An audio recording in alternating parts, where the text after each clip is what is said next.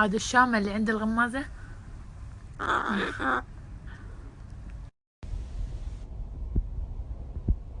شلون ثلج واي يسرسح.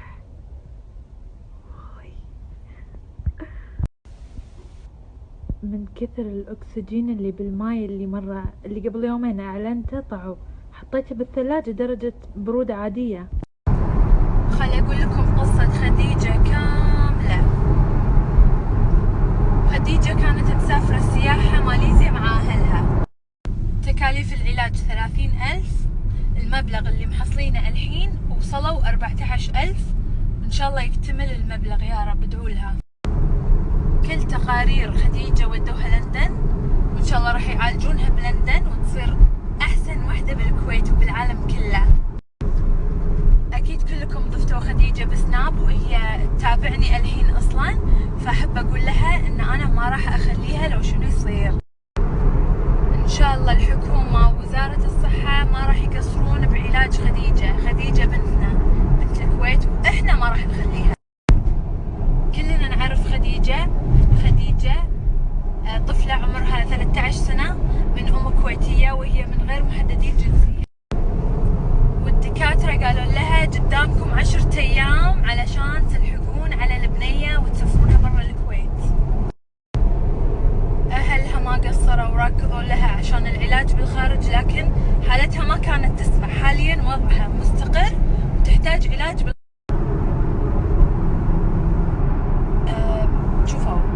خديجة صار لها 2 ويومين بالمستشفى. 2 ويومين.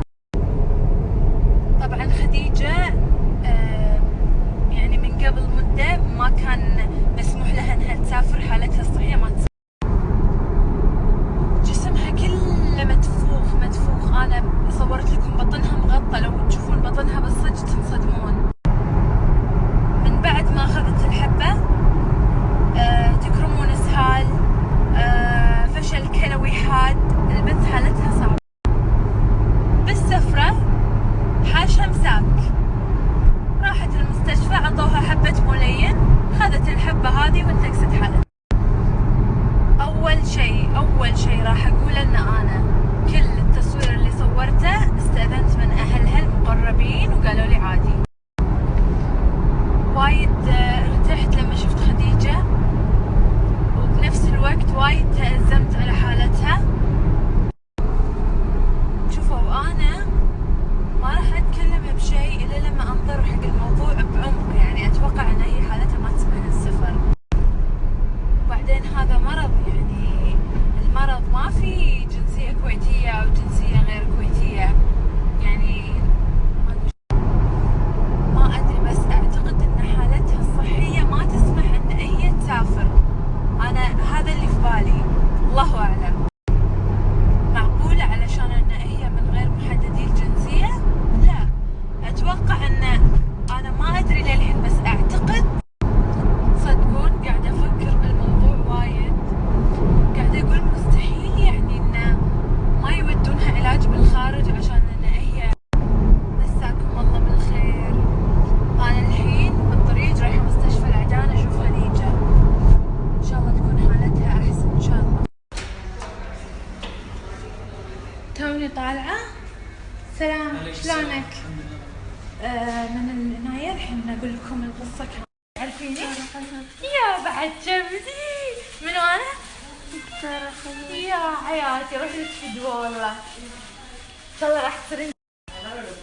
أنا حاليا عند خديجة حبيبة قلبي.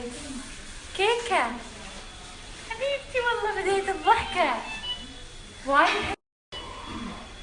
عاد إذا راحت خديجة إن شاء الله لندن بإذن الله لندن، أنا راح أسافر معاها. تبيني؟ قبل ما أمشي هذا سناب خديجة، كلموها وادعوا لها وكذي واسوها حياتي.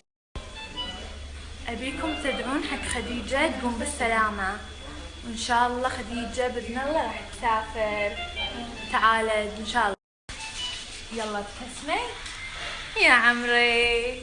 كيكة إن شاء الله خير إن شاء الله راح تصيرين زينة. أوكي خديجة، إذا سافرتي ترى راح اسافر معاك. زين ان شاء الله. زين انا وامين بني وياك، تبيني ولا لا؟